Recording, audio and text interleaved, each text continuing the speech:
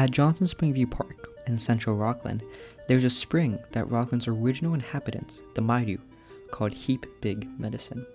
This particular water spring was considered sacred because of its purported healing powers. For more than 1,000 years, this whole area was home to the Maidu, one of the Nisenan tribes of California. And if you look around Rocklin today, you can still find natural landmarks like the spring that would have been familiar to any member of the Maidu tribe. We have evidence that they lived in the downtown area, and particularly out by Johnson Springview Ranch, which was a dairy ranch out at the end of Rocklin Road. The Maidu territory extended eastward from the Sacramento River to the peak of the Sierra Nevada mountains. The Maidu were a mobile people and would change their location to make the most of the seasons. And they summered basically up in the Tahoe Truckee area with other tribes and spent their winters here in Rocklin, both in this downtown area and also out in Clover Valley. During the winter, the tribe would escape the snow of the Sierras by coming down to the foothills. Their dwellings dotted the shores of what we call Clover Valley Creek. For thousands of years, the Maidu thrived in this part of California, but the introduction of European diseases in the 1800s and the influx of settlers, especially during the Gold Rush era, took a huge toll on the tribe. By 1870, there was only one Maidu still residing on ancestral land. And when the miners came through, they had no regard for any of the native peoples. So I'm sure that decimated the population here after 1849. Yet, if we look closely, we can still see reminders of Rocklin's first residents. At Johnson Springview Park, for example, there is a boulder dotted with dozens of small grinding holes. These holes were made by the Maidu women who used these stones to grind acorns. Today, these stones serve as monuments, reminding us of the men and women who first called this land home. California's famed gold rush lasted from roughly 1848 to 1855. During that time, more than 300,000 people rushed to the Golden State. While the big gold strikes were located at Sutter's Mill and Mormon Island, the little town of Rocklin, which was still a decade away from showing up on official maps. We are the beginning of the foothills, and because we're the beginning of the foothills, there has to be trace amounts. Rocklin only ever had one significant gold deposit. It could be found along the Secret Ravine tributary, which runs from Rocklin through Loomis and Roseville. You can still see it today if you hike along the Secret Ravine Trail. This stretch of land is now a quiet, often deserted natural preserve, but from 1849 to 1850, the ravine was a busy place. Men would wade into the river all day long, scouring the silt and mud for that elusive sparkle of gold. The fever was definitely here. Unfortunately for most of these gold miners, they didn't find much. By 1850, the great California gold rush had petered out, and thousands of people now had to find some other way to earn money. Fortunately for the men who'd chosen to try their luck in Rocklin, one local entrepreneur had just what they needed.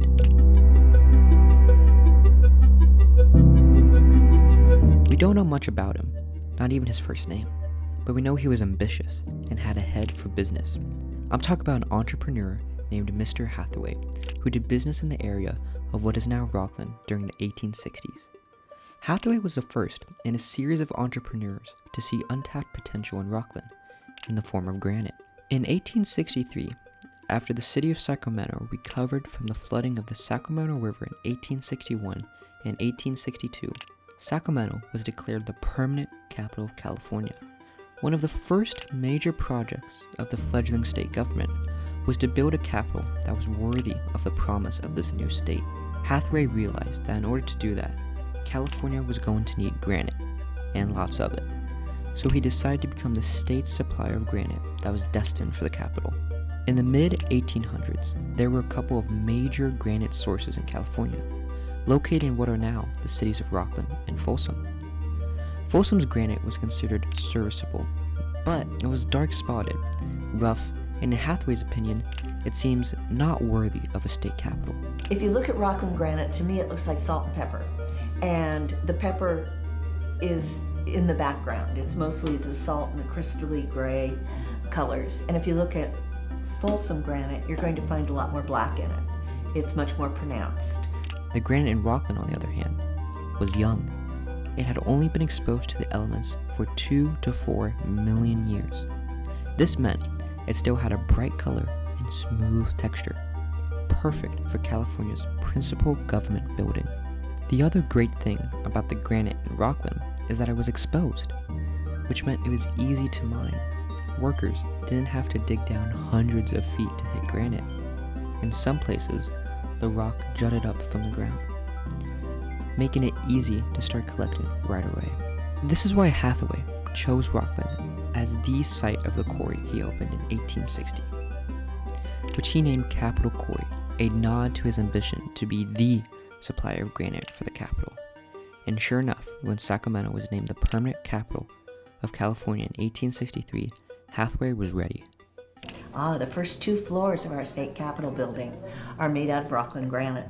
And if you see pictures of the Capitol building before, as it's being constructed, you will see that it's just that gray granite. The steps, if you're on the front steps of the granite of the Capitol today, it's still Rocklin granite. Capital Quarry spanned the equivalent of about 4 city blocks and was located in what would become the heart of modern-day Rocklin. For 5 years, Capital Quarry shipped tons of granite to the Capitol and was a big reason why the Capitol is built partly from granite. Yes, partly, because it turned out that even Hathaway couldn't supply granite fast enough to meet the builder's needs. You see, back then, cutting and refining granite was a slow process, so other building materials like stone and brick had to be used as well. That's why the bottom of the Capitol looks so different from the rest of it. Nevertheless, Rocklin granite played an important role in building California's state capitol. And as for the Capital Quarry itself, it went through multiple owners and was known by several names: California Granite Quarry, Union Granite Quarry, and Big Gun Quarry. The quarry finally closed for good in 2005, and for decades the site was abandoned and neglected. Then, in 2018, the site was given a new life when the city of Rocklin decided to turn history into family entertainment. In 2014, Rocklin broke ground on Quarry Park Adventures, an outdoor adventure park, and after 4 years and a $13 million investment, this unique entertainment ground opened to the public. Today, Quarry Park Adventures is the only outdoor amusement park of its kind in the western United States. Hathaway, of course, couldn't have predicted any of this when he opened his quarry in 1860.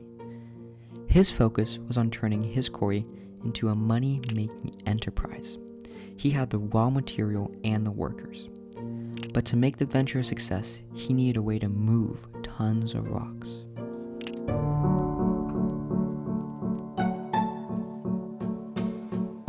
With the founding of Capital Quarry, Rocklin now had its first major business, one with eager customers. But that wouldn't do the city or Capital Quarry any good if Hathaway and his workers couldn't get the granite down to the buyers who wanted it. Luckily for Hathaway and Capital Quarry, the Union Pacific Railroad Company was about to solve that problem. In 1862, the year before Sacramento became the permanent state capital, Congress passed the Pacific Railway Act, funding the construction of a railroad that would stretch across the entire United States, coast to coast.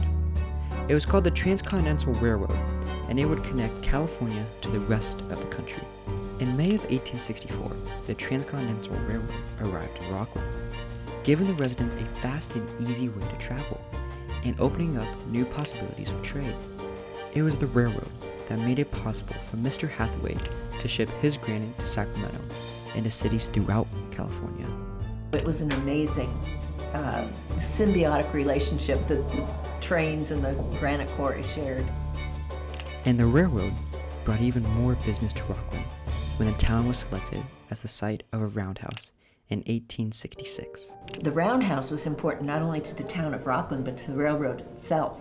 A roundhouse is where trains are stored for repair and maintenance. It's a critical part of the railway infrastructure, and the sitting of one in Rocklin was another economic boon for the city. Rocklin was selected as a roundhouse site because it was at the quote-unquote bottom of the hill. In other words, it was the last level ground before the rise in elevation that leads to the Sierra Nevada mountains. And for that reason, the Rocklin Roundhouse became the final pit stop for trains going through the Sierras. Every train between 1869, at the completion of the railroad, and 1907, 1908, going east or west, every train stopped here in Rocklin. With the introduction of the Transcontinental Railroad and the Roundhouse, Rocklin's granite industry took off. By then, Capitol Quarry had been joined by the Elijah Hawes and Brigham Quarries, which along with Hathaway's business were shipping granite throughout California.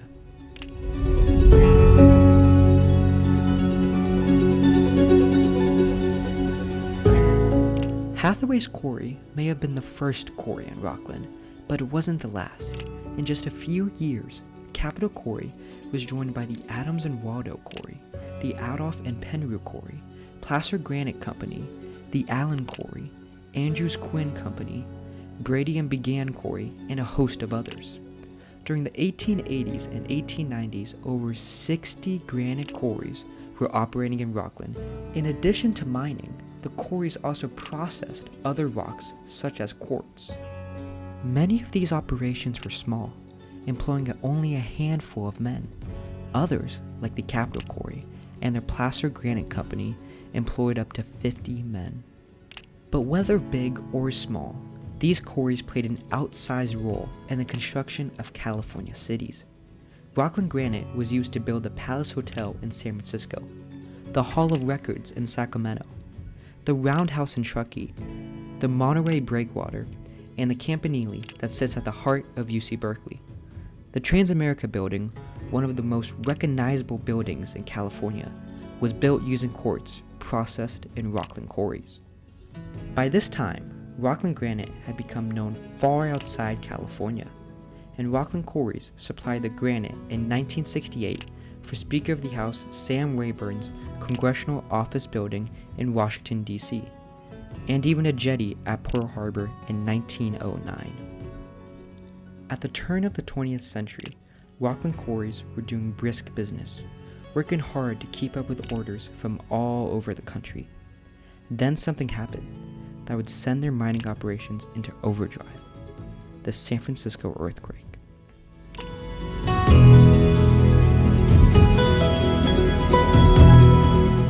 In 1906, San Francisco was a bustling, growing city, home to more than 400,000 inhabitants, and the most important port on the West Coast. San Francisco was the West's de facto center for trade, finance, and culture. Given these facts, city leaders felt that their vibrant, cosmopolitan home deserved worldwide recognition, and they were counting on the upcoming Panama Pacific International Exposition, slated for 1915, to cement the city's reputation as a global destination. But then, in the early morning of April 18, 1906, the city was struck by a giant, magnitude 7.9 earthquake. In an instant, buildings were toppled and homes destroyed. Then came the fires, caused by ruptures in the city's modern gas mains. More than 30 fires swept through the city, and when the last flame was finally put out, 80% of the city lay in ruins. In the end, more than 3,000 people died, either in the earthquake itself or the fires that followed. An estimated 300,000 were left homeless. But the people of San Francisco were undaunted, and they were determined to build back their city even better than before. And they did build back. Using rock cut from Rocklin quarries, soon granite from Rocklin was flowing to San Francisco. Well, it was because of the railroad and because of the easy access. Building blocks from going from here to San Francisco after 1906 were extraordinarily important, because that was one of the modes of construction that was considered permanent. and to replace the buildings that had either burned or fallen down because of the earthquake. It was just a feverish operation here. We had approximately 50 quarries operating at one time. And with that many quarries and the railroad access, this place was probably a pretty busy place. Rocklin mined granite was used to construct new buildings, like the Hibernia Bank building. Rocklin granite was even used for street curbs. If you've ever strolled through any of San Francisco's historic districts, then you've probably walked on Rocklin granite. Rocklin granite helped the city recover in time to deliver on its promise to host the Panama Pacific International Exposition.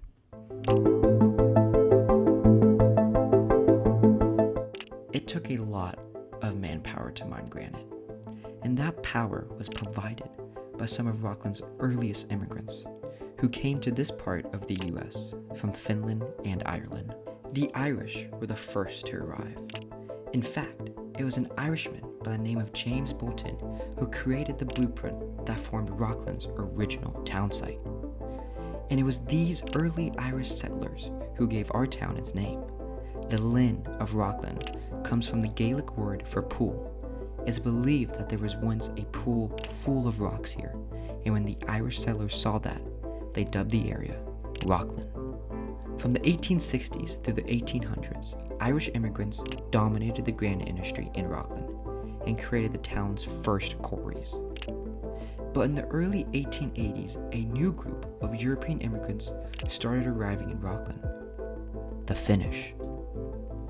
Between 1880 and 1900, California experienced a surge of immigrants from Finland. These Finns were experienced in a variety of trades, and when they arrived in California, they looked for places where they could most successfully practice their professions. The fishermen went to Fort Bragg, and the farmers to Reedley. Those stonecutters, not surprisingly, went to Rocklin. At first, the Finnish immigrants worked in Rocklin's existing quarries, but soon they were opening their own mining operations. By 1900, more than half the quarries in Rocklin were owned by Finns, and Finns made up half of the town's population. By now, they held leadership positions in government and influenced the town's culture. 1960 census show us that there was a large population of Finns, but they stayed. They invested in the town, they became the mayors, they started the Boy Scouts, all that sort of thing. So they made an indelible place here. Finn Hall on Rocklin Road was originally built in 1905 as a temperance hall.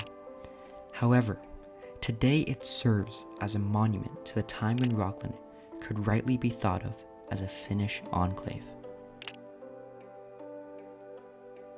Rocklin today is known for quarries and railroads, but before either of these were built, there were ranches and farms, and the biggest of these belonged to Joel Parker Whitney.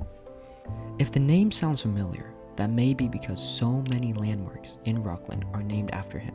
Joel Parker Whitney played a huge role in shaping the development of the area that became Rocklin, but his story really begins in San Francisco, where he arrived from Boston in 1852 with just 10 cents in his pocket. But Whitney was an ambitious man, and eventually he would own multiple shipping and silver mining operations. He made his major fortune in the silver mines in Colorado. But in 1855, Whitney was still in the process of building his fortune.